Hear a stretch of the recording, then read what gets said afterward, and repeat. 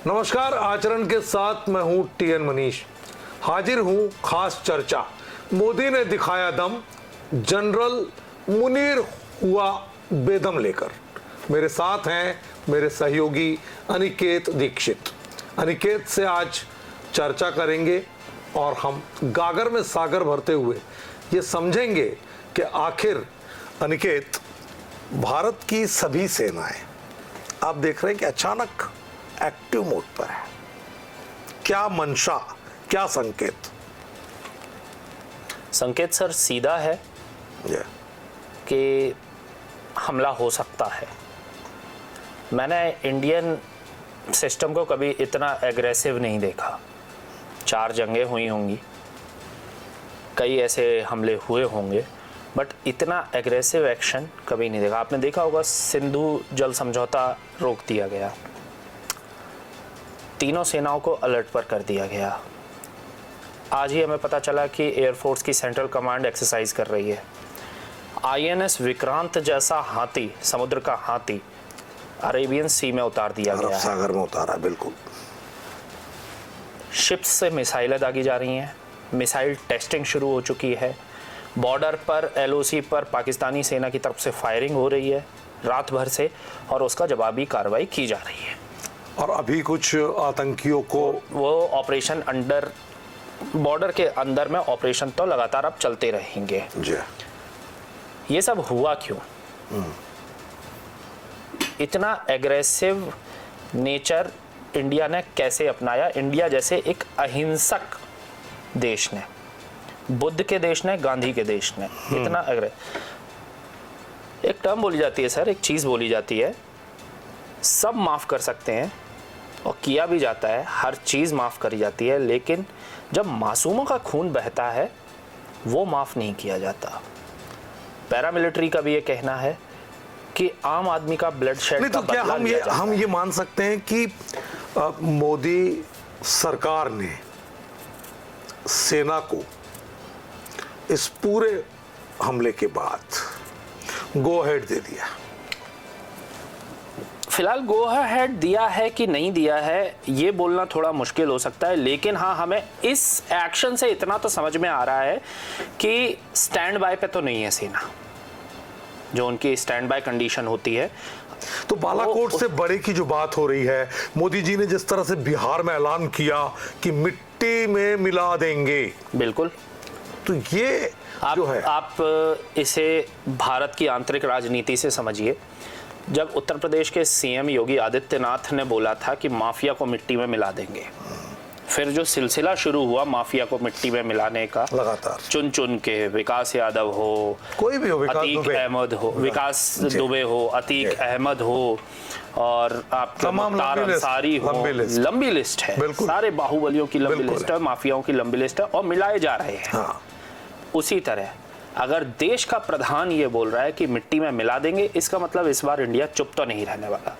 28 मासूमों का खून बहाया है, वो 28 मासूम लोग कोई जो परिवार देना नहीं, जो लेना देना के साथ, जो सर कोई आईटी में जॉब कर रहा होगा, जो महीने भर तनख्वाह इकट्ठी करके ये सोचा होगा अपने परिवार के साथ छुट्टी बना के आता हूँ।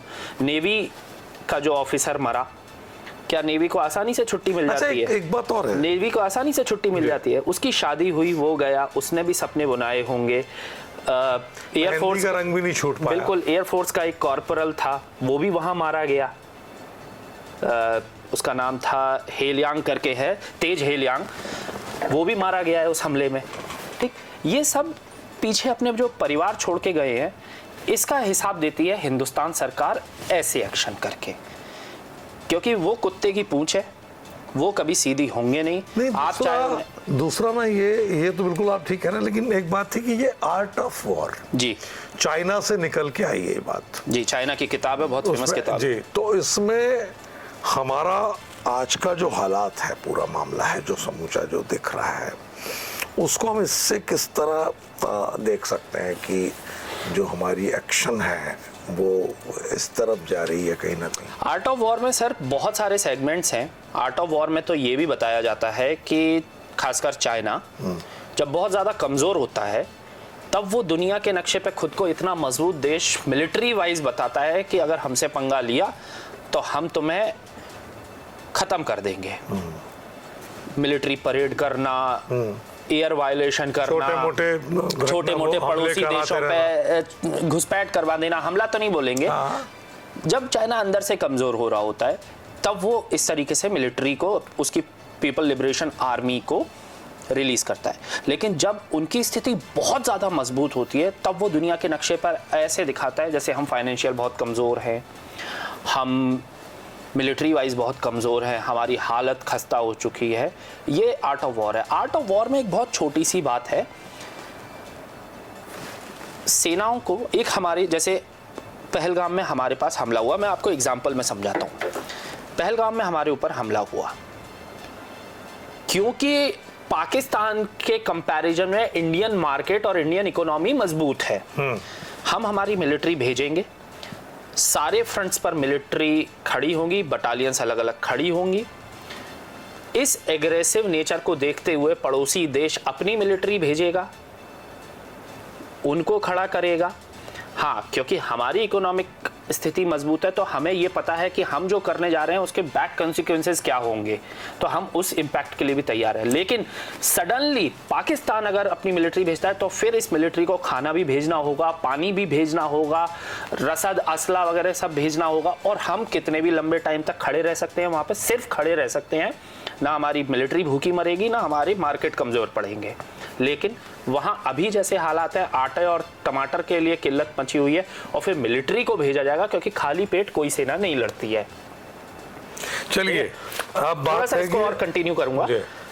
खाली पेट कोई सेना नहीं, फिर होगी अंदर बगावत। जब जनता, एक कवि हैं बहुत अच्छे, उनकी लाइन है कि जब जनता भूख पर आती है तो वो सिंहासन को खा जाती है। अंदर जब बगावत होगी, जब पानी नहीं मिलेगा, पानी पीने के लिए खाना नहीं मिलेगा, तब होगी अंदर बगावत। तब इनके ये कोर कमांडर, मेजर जनरल और ब्रिगेडियर ये पिटेंगे जो ऐशो आराम में जी रहे हैं, जिनकी इंडस्ट्रीज हैं, जिनके बच्चे ऑक्सफोर्ड में पढ़ रहे हैं। हाँ, दुनिया भर में। तब ये इनको ये जनता घर से घसीट के निकाल के मारेगी, इन्हीं की जनता, क्योंकि जनता समझ जाएगी कि हाँ, फोर्स कुछ नहीं कर पा रही। जो पाकिस्तान, इमरान की पार्टी तो शुरू भी हो चुकी है। सर मैं उस मामले में तो बात ही नहीं करता, ही नहीं है। मैं उस मामले पाकिस्तान के जनक के साथ, मैं सिर्फ ये चाह रहा हूँ कि हम कश्मीर पे आते हैं। हाँ, बात ये है कि हम कहते हैं कि जातीय संहार, जेनोसाइड, और जेनोसाइड 1990 के बाद से लगातार चल रहा है। हाँ। किसी न किसी शक्ल में, स्वरूप में, अलग अलग अंदाज में चल रहा है। कश्मीरी पंडितों के साथ क्या हुआ, उसके बाद फिर कश्मीरियत को लेकर के अभी जो वहां पर माहौल बना है, स्थिति यह है कि अवाम इस पूरे हमले के बाद, क्या महिला क्या पुरुष, बुर्के के साथ वो लोग बाहर भी आ रहे हैं, सड़क पर है, बिल्कुल, क्योंकि उन्हें ये लग रहा है कि जो हुआ ये नहीं होना था। तो बात अब आ रही है कि टूरिज्म बनाम टेररिज्म, तो क्या टूरिज्म से, उसको बढ़ावा देने से टेररिज्म पर कोई अंकुश लगेगा? मुझे तो नहीं लगता कि लगेगा। लगना होता तो पहले के आंकड़े आप देख लीजिए, आज के आंकड़े आप देख लीजिए। क्या फिल्मों की शूटिंग से वादी में शांति आ जाएगी? नहीं। मानसिकता को बदलने वाली जो बात है निकेत जी, उसके लिए क्या करना होगा? क्या संसद में कोई कानून पास किया जाए? क्या लगता है? क्योंकि अब इसकी आवश्यकता मुझे लग रही है कि अब लगातार, क्योंकि बहुत लंबा अरसा हो गया। देखो, आपने जो चीज बोली जेनोसाइड, मैं वहां से शुरू करता हूं। 1990 के दशक वाला जेनोसाइड कश्मीरी पंडितों का पहला जेनोसाइड नहीं था, पहली बार। हाँ, निश्चित है, वो तो अंदर उससे पहले 500 साल से पहले भी 5 तरीके के जेनोसाइड हो चुके हैं कश्मीरी पंडितों के और अलग जातियों के। ठीक है, उसमें गुर्जर भी हैं, डोगरे भी हैं, राजपूत भी हैं, सिंह भी हैं, सब बहुत सारे हैं, सिख भी हैं, उसमें बहुत सारे जेनोसाइड हुए हैं। कश्मीर की मानसिकता की जो आप बात कर रहे हैं, शायद 90 के दशक में जब पंडितों को वहां से भगाया गया और खदेड़ा गया, वो नहीं, वो बर्बरता हुई। हाँ, वो नहीं समझ पाई होगी उस समय की कश्मीरी जनता, क्योंकि उस समय ना तो मीडिया उतना स्ट्रांग था, ना हमारे हाथ में सोशल मीडिया को सोशल मीडिया नहीं बोलता, मैं इसको कोर मीडिया ही बोलता हूँ।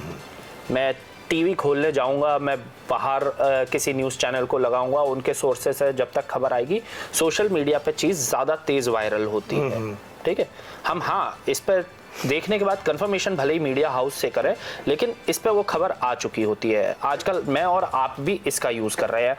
सोशल मीडिया उस समय उतना स्ट्रांग नहीं था ही नहीं, एग्जिस्टेंस में एक्सपोजर नहीं था कुल मिला के। आज लोगों को ये समझ में आ रहा है, फोन सबके हाथ में है, कि प्रोपेगेंडा क्या होता है। पहले ये प्रोपेगेंडा वर्ड भी नहीं चलता था कि प्रोपेगेंडा। अब लोगों को समझ में आ रहा है कि प्रोपेगेंडा भी होता है। ठीक है, कश्मीर की आवाम बहुत गंदे समय को देखकर आई है, और कुछ पल के लिए उन्होंने एक अच्छा समय देखा था जब वहां टूरिज्म फला फूला। ठीक है, उनकी जेब में आया पैसा। ये रिस्पॉन्स पहले आपने आपके जर्नलिज्म के करियर में कश्मीरी जनता का कभी इतना एग्रेसिव रिस्पॉन्स देखा था पाकिस्तान के खिलाफ? ना, आज पहली बार देखा है बिल्कुल। और उनको ये भी डर नहीं लग रहा कि इसके रेपरकेशंस क्या होंगे। हाँ, क्योंकि इसकी प्रतिक्रिया हो सकती है, बिल्कुल हो सकता है उनको टारगेट, क्योंकि वो तो वैसे भी ऐसा नहीं कि उनको टारगेट नहीं किया गया, उनको टारगेट किया जाता रहा है, बिल्कुल, लेकिन वो इंडिविजुअल लेवल पे रहा है। वक्त लगता है मानसिकता बदलने में, वक्त लगता है मानसिकता बदलने में। मैं कश्मीर का एक नेटिव बकरवाल इंसान एग्जाम्पल लेके चल रहे हैं। मैंने अपनी जीवन में टूरिज्म देखा। अरे वाह यार, दिल्ली से एक फैमिली चली आई और लाख रुपए कश्मीर में उड़ा के चली गई सिर्फ एंजॉयमेंट के। मजा आ गया बोले, लाख रुपए ने ये होटल में ये बुक किया, वो खाया, ये झेलम नदी भी देखी और डल झील में शिकारे पे घूमे, ये फल खाया, वो फल खाया। मैं बकरवाल होते हुए मेरी 7 पीढ़ियां हो गई, मैंने 1 लाख रुपए एक साथ नहीं देखे। दिल्ली से एक फैमिली आती है, 1 लाख रुपए उड़ा के चली जाती है। मेरा समर्थन जो मेरा समर्थन कर रहा था मेरा पड़ोसी देश, वहाँ की करेंसी में डिफरेंस, हमारी करेंसी ज़्यादा वैल्यूएबल है उनकी करेंसी से, तो हमारा खर्चा भी। तो ये लग्जूरियस लाइफ देख के किसके मन में लालच नहीं आएगा कि काश मैं भी वैसा होता। हाँ ठीक है, तो उनको वक्त लगता है समझने में। जब वहाँ टूरिज्म फला फूला तब उन्हें ये लगा कि हाँ, ये लोग आते हैं, पैसा देते हैं, हमें अच्छा लिविंग स्टैंडर्ड जीने का मौका मिल रहा है, हमारे बच्चे अब पढ़ पाएंगे, खा पाएंगे, किसी बड़ी यूनिवर्सिटी में जा पाएंगे, IAS IPS या फिर सरकारी महकमे में जा पाएंगे। पैसा होगा तो सब होगा। ये बात पहलगांव हमले ने कश्मीरी जनता को समझा दी कि अब पैसा नहीं होगा टूरिज्म से तो हम फिर से भूखे मरेंगे। वो है ना, अब हम फिर से भूखे मरेंगे। इसलिए 90s की कश्मीर नहीं है ये बोला जाता है ना कि नया भारत है, नया भारत है, ये नया कश्मीर है। आपने एक वीडियो भी देखा होगा, एक घायल बच्चे को पीठ पे उठा के कश्मीर यूथ भाग रहा है। ये वही यूथ था जो हाथ में पत्थर लेके और सेना पर मारते थे। ये वही यूथ था जो हाथ में AK-47 लेके और वो नारे लगाते थे 90s में, हारीब चलीब कलीब, जो भी उनकी लैंग्वेज थी उस हिसाब से ये वही यूथ था। लेकिन आज वक्त बदला, मानसिकता बदली, लिविंग स्टैंडर्ड क्या होते हैं, सिर्फ जिहाद से कोई जिंदा नहीं रह सकता, सिर्फ सनातन से कोई जिंदा नहीं रह सकता। लोग जिंदा रहते हैं सर पैसे कमाने से, अच्छी लिविंग स्टैंडर्ड से। ये बात कश्मीरी मानसिकता में खुश। चलिए अब अपन इसको बिल्कुल अंतिम उस पर ले जाते हैं और 5 ऐसे बिंदु जो अभी की जो हमारी स्थिति हो रही है, अभी जिस तरह सरकार चल रही है और सरकार जिस तरह तैयारी कर रही है, अंदर खाने क्या है, बाहर दिख क्या रहा है, और हमारी ताकत का जो प्रदर्शन अभी केवल एक इन हाउस जिसको कहते हैं उस स्तर पर है कि हम अपने आप को मांझ रहे हैं मैदान में जाने के पहले, तो क्या ये बालाकोट से बड़े किसी बदले की मैं कहूं पूरी एक तैयारी है? क्योंकि युद्ध तो बहुत बड़ा सर, मैं कंपैरिजन करूं तो अब अगर कुछ होगा तो बालाकोट उसके सामने बच्चे से भी छोटा ओके, गिना जाएगा। बालाकोट को मैं कुछ नहीं समझता। बिल्कुल।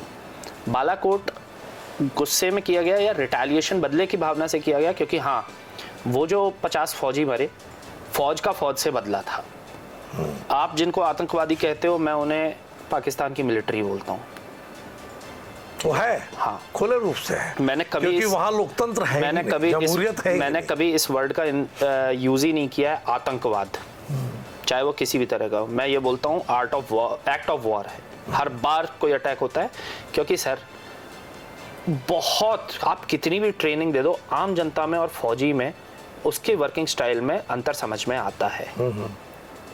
ठीक है, कोई कितना भी आप ब्रेन वॉश कर लो, ट्रिगर दबाने से पहले उसकी बुद्धि ये समझेगी यार ये भी परिवार है। अगर वो लोकल परिवार से आपने उठाया हो, कोई बंदा है, चाहे 26/11 का हमला रहा हो, चाहे मतलब जिहाद के दीवाने कोई कितने भी हों, मैं इनको इंडियन पाकिस्तान की मिलिट्री का ही हिस्सा बोलता हूँ। ये पाकिस्तान के ट्रेंड ऑफिसर्स होते हैं जो ये सब करने आते हैं, ये आतंकवादी होते ही नहीं हैं।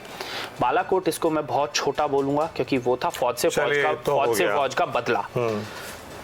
जो भी होगा अब, वो शायद 99 के ऑपरेशन से भी ज्यादा टाइम लेगा, और बोल सकते हैं इसको कि हाँ, वॉर तो नहीं बोलेंगे, लेकिन ये ऑपरेशंस इतने खतरनाक और इतने लॉन्ग टाइम के होंगे कि इसमें पाकिस्तान को शायद घास खानी पड़ जाए। अब मुझे लग रहा है कि कूटनीतिक तौर पर हमने जो 5 कड़े फैसले लिए, बिल्कुल, हमने अपने इरादे स्पष्ट कर दिए, बिल्कुल, कि भाई आपने हमारी अस्मिता पर, हमारी इज्जत पे, हमारी मानवता पे, हमारी शराफत पे, हमारी सहिष्णुता और सहनशीलता पे हमला बोला है। बिल्कुल, कि हमारे निर्दोषों को आपने इस तरह से मैंने आपसे बोला ना सर, तो आम जनता का ब्लड शेड कोई माफ नहीं करती, कोई देश की सरकार, कोई देश की मिलिट्री, क्योंकि ये अच्छा, ये चुनौती भी है अब, क्योंकि ये दबाव है बिल्कुल, और ये दबाव बिल्कुल होना भी चाहिए, बिल्कुल, समय की मांग है। दूसरा तो ये है, तीसरा ये कि अब कूटनीतिक के बाद अगर हम बात करें, एक तरफ पूरे विश्व के तमाम बड़े देश इस हमले के बाद भारत के साथ हैं अनिकेत, तो क्या उनके हिसाब से रणनीतिक तौर पर कहीं हमारी सरकार को, आर्मी, सेना, फौज को एक ग्रीन सिग्नल के पहले कूटनीतिक और रणनीतिक और राजनयिक और अंतर्राष्ट्रीय संबंधों के हवाले से क्या कुछ परिवर्तन करना पड़ेगा क्या? क्योंकि ये अभी अपनी टसुए बहाने के लिए पाकिस्तान जाने वाला है, उसके पास एक मंच है ना अभी रोने के लिए, यूएन के मंच पे जाएगा। बिल्कुल, तो वहां जाने के बाद क्या जो हमारा जो समर्थन मिल रहा है अंतर्राष्ट्रीय स्तर पे, उसमें आप समझ रहे हैं कुछ कमी बेसी है? आपको एक चीज यूएन के बारे में बता दूं सर, यूएन ताकतवर है सिर्फ एनसीईआरटी की किताबों में, वो भी 11वीं और 12वीं की, जो 10th पास करके आर्ट्स ले रहा है, और उसने यूएन की ताकत सिर्फ किताबों में पढ़ी है। यूएन ताकतवर नहीं है। यह आपने रशिया यूक्रेन से सीख लिया, हाँ, काफी लंबा। ये आपने इजराइल हमास और इजराइल हिजबुल्ला से सीख लिया, ठीक है, आर्मेनिया और अजरबैजान से सीख लिया, बिल्कुल, साउथ कॉन्गो और कॉन्गो से सीख लिया, ठीक है, साउथ सूडान और सूडान से सीख लिया, ठीक। यूएन एक सफेद हाथी है इस दुनिया का, व्हाइट एलिफेंट, जिसको हम सिर्फ खिला रहे हैं, जो यूज किसी के नहीं आता। ठीक है, मतलब एक रस्म आएगी। हाँ। अब भारत की स्थिति 71 वाली नहीं है, 65 वाली नहीं, ना, बिल्कुल नहीं। भारत बहुत मजबूत डिप्लोमेसी के हिसाब से और बहुत मजबूत वैश्विक मंच पे है। उस समय श्रीमती इंदिरा गांधी ने भी किसिंजर की धमकी के बाद भी, जब पूरा विश्व पाकिस्तान के साथ था और हम अकेले थे, हमने अकेले एक देश तोड़ के एक नया देश बना के रख दिया था। तो आज तो हम उनसे बहुत ऊपरी लेवल पर हैं। नेवल पावर मतलब ये हो गए ना। हाँ, नेवल पावर में, आर्मी के पावर में, एयरफोर्स के हिसाब से, एयरफोर्स को मैं थोड़ा सा कम रखूंगा, क्योंकि अभी हमारे पास वो हिसाब किताब नहीं है मैं बार बार उसे कई बार ये चीज़ कोट भी करता हूं कि एक नेशन को मजबूत एयरफोर्स देने के लिए कम से कम 44 स्क्वाड्रन होने चाहिए फाइटर जेट्स के, मतलब 44 स्क्वाड्रन। एक स्क्वाड्रन में होते हैं 12 से 24 फाइटर जेट्स, ठीक है। और हमारे पास वो पुराने MiG-21 हैं, ठीक है। राफेल आ रहे हैं, जब तक आएंगे, लेकिन हाँ, हमारे पास वो जो 71 में हमारे पास 44 स्क्वाड्रन थे, आज वो हमारी गिनती 2019 तक हमारे पास 24 या 25 की, मतलब 50% की हमारे पास कमी आई है, ठीक है। फिर भी हमारी एयरफोर्स की ताकत आप देख सकते हैं कि एक MiG-21 से पाकिस्तान का अमेरिकन बिल्ड F-16 गिराया जा सकता है, हो चुका। 1965 के विमान से 2019 में एक विमान अमेरिकन बिल्ड क्वालिटी का विमान गिराया जा सकता है। तो वो हथियार उतना इंपॉर्टेंट नहीं रखते जितना लड़ने का जज्बा। अभी एक चीज देखने में आ रहा है अनिकेत कि अभ्यास चालू हो गया। अभ्यास बिल्कुल चालू है। तो इसको किस रूप में सरकार जो है आगे मैं जाकर के मैं और आप, हम कैमरे पे इसे अभ्यास बोल सकते हैं, लेकिन आप भी जानते हैं ये क्या चल रहा है। निश्चित तौर पे हमारी अपनी सीमाएं हैं। मैं वो टर्म को लेना नहीं चाहता, लेकिन हाँ, हम इसको अभ्यास ही बोल सकते हैं कि अभ्यास चालू हो गया है। हाँ, जब तक अंजाम तक अब जब तक ऊपर से आदेश नहीं आते कि हाँ ये घोषित हो चुका है, हाँ, हम तब तक उस चीज को डिक्लेयर नहीं कर सकते। हम अभ्यास ही बोल सकते हैं। हाँ, लेकिन वार्निंग के तौर पर उस देश को बोल सकते हैं कि हाँ, अभ्यास चालू हो गया है। अब आप देख लीजिए, अगर देख सकते हैं। चलिए, तो अनिकेत ने और मैंने कोशिश की कि सरकार जिस तरह से मोदी जी ने जो तेवर दिखा दिए हैं, सरकार ने जो तेवर दिखा दिए हैं, विपक्ष ने जो एकता दिखा दी है, और विश्व के ऐसे देश जो ये मानते हैं, जानते हैं, समझते हैं कि भारत के साथ इस मसले में उनके संबंधों को और प्रगाढ़ता और मजबूती मिलेगी, क्योंकि ये हमारे जज्बातों पर सीधा सीधा हमला था, भावनाओं पर हमला था, और इसे अगर हम बदला भी कह दें तो अतिशयोक्ति नहीं है, क्योंकि हमारे सहिष्णु धर्म में तमाम शास्त्रों में लिखा है कि जब पानी सर से गुजर जाए तो शास्त्र के साथ शस्त्र उठाना पड़ता है। तो ये दौर आ चुका है।